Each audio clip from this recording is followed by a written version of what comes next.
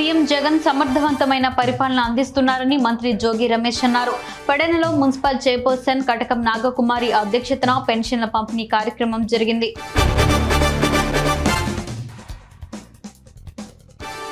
రాయదుర్గం పట్టణంలో అంగన్వాడీలు ఒంటికాలపై నిల్చొని వినూత్న నిరసనలు వ్యక్తం చేశారు. కరడిమడుగు పంచాయతీలు మాజీ మంత్రి అమర్నాథ్ రెడ్డి పర్యటించారు. సీఎం జగన్ కు ఒక్కసారిగా అవకాశం ఇచ్చారని, మరోసారి అవకాశం ఇస్తే ఆస్తులు ఉండవు, భూములు ఉండవు, స్వతంత్రంగా బ్రతికే పరిస్థితి కూడా ఉండదని విమర్శించారు.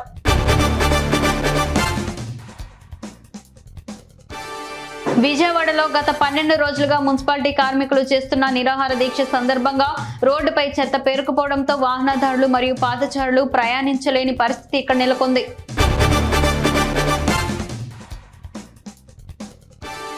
నేను వలస పక్షిని అయితే నీవు వలస పక్షివే అని రాజంపేట ఎమ్మెల్యే మేడ మల్లికార్జున్ రెడ్డిని రాజంపేట టీడీపీ ఇన్ఛార్జ్ బత్యాల చెంగలరాయుడు వ్యక్తిగతంగా విమర్శలు చేస్తున్నారని తప్పుపట్టారు.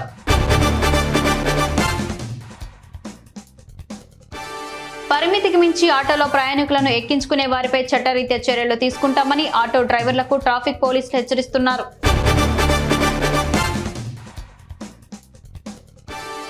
న్యాయపరమైన సమస్యలు పరిష్కరించకుండా రాష్ట్ర ప్రభుత్వం మున్సిపల్ కార్మికుల గుండు కొట్టిస్తోందని సిఐటియు నాయకులు మండిపడ్డారు.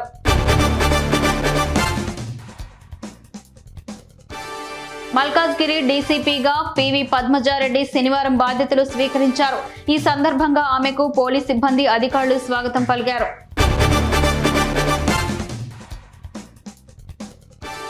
హైదరాబాద్ రాజ్ భవన్ లో మాజీ రాష్ట్రపతి రామ్నాథ్ కోవింద్ ను మర్యాదపూర్వకంగా ముఖ్యమంత్రి రేవంత్ రెడ్డి కలిశారు.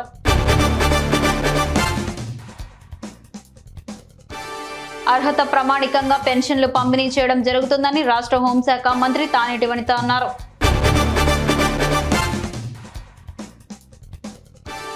వైఎస్ఆర్ కాంగ్రెస్ పార్టీకి మాజీ క్రికెటర్ అంబటి రాయుడు రాజీనామాపై టీడీపీ నేత బుద్ధ వెంకన్న సెటైరికల్ కామెంట్స్ చేశారు.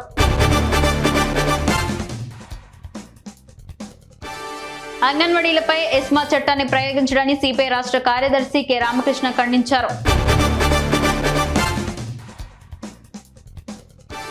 స్థానిక ఎమ్మెల్యే తనపై గెలవలేడని, పక్కా నియోజకవర్గం నుండి అభ్యర్థిని తీసుకొస్తున్నారని మాజీ ఎమ్మెల్యే బోండ ఉమామహేశ్వరరావు అన్నారు.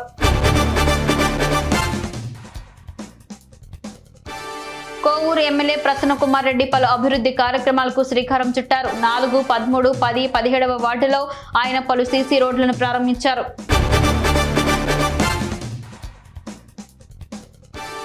రావికమతం పరమ పవిత్ర అయోధ్య రామజన్మభూమి ఆలయ ప్రాంగణం వద్ద గల బాలరాముని స్పర్శిత అక్షంతలు పంపిణీ కార్యక్రమం ఈ రోజు మేజర పంచాయతీ కొత్తకోట గ్రామంలో వివిధ మహిళా బృందాల ద్వారా నిర్వహించారు.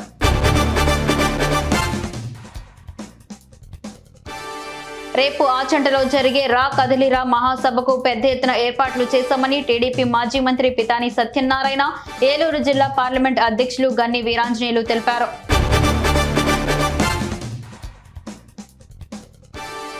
సమాన పనికి సమాన వేతనానికి అంగన్వాడీలు కూడా అర్హులే అని సుప్రీంకోర్టు చెప్పిందని, అయినా జగన్ ప్రభుత్వం అంగన్వాడీలకు వేతనం పెంపుదల చేయడం లేదని హైకోర్టు న్యాయవాది సుంకర రాజేంద్ర ప్రసాద్ అన్నారు.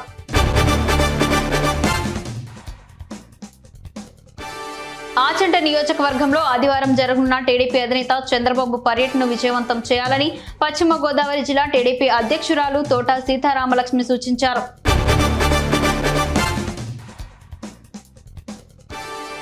వైసీపీ జెండా మోసిన ప్రతి కార్యకర్తను గుండెల్లో పెట్టుకుంటామని దెందులూరు ఎమ్మెల్యే కొటారి అబ్బయ్య చౌదరి అన్నారు.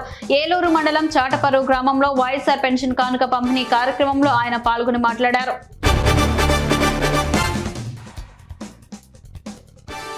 యాదాద్రి శ్రీ లక్ష్మీ నరసింహస్వామివారి స్వాతి నక్షత్రం పూజలో మాజీ గవర్నర్ ఈఎస్ఎల్ నరసింహన్ దంపతులు పాల్గొన్నారు.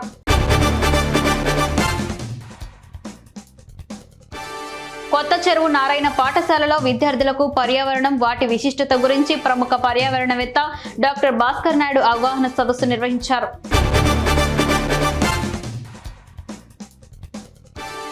శ్రీకాళహస్తీశ్వర దేవస్థానం అనుబంధమైన భరద్వాజతీత సమీపంలో ఉన్న నరసింహస్వామి ఆలయంలో నరసింహస్వామి జయంతి సందర్భంగా విశేషంగా అభిషేకాలు నిర్వహించి పూజా కార్యక్రమాలు నిర్వహించారు.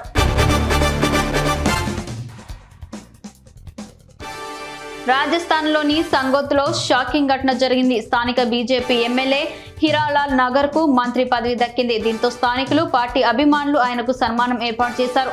సన్మాన కార్యక్రమంలో అకస్మాత్తుగా స్టేజ్ కుప్పకూలిపోయింది.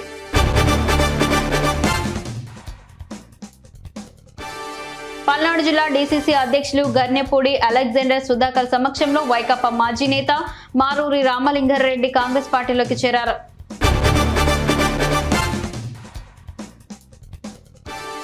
జూపాడు బంగ్లా మండలం రామసముద్రం గ్రామానికి చెందిన 35 కుటుంబాలు వైసీపీ పార్టీ నుండి వీడి మాజీ సర్పంచ్ మందాడి నారాయణ రెడ్డి మరియు మందాడ దొరబాబురెడ్డి ఆధ్వర్యంలో అల్లూరు గ్రామంలో గౌరవ్ వెంకటరెడ్డి సమక్షంలో తెలుగుదేశం పార్టీలో చేరారు.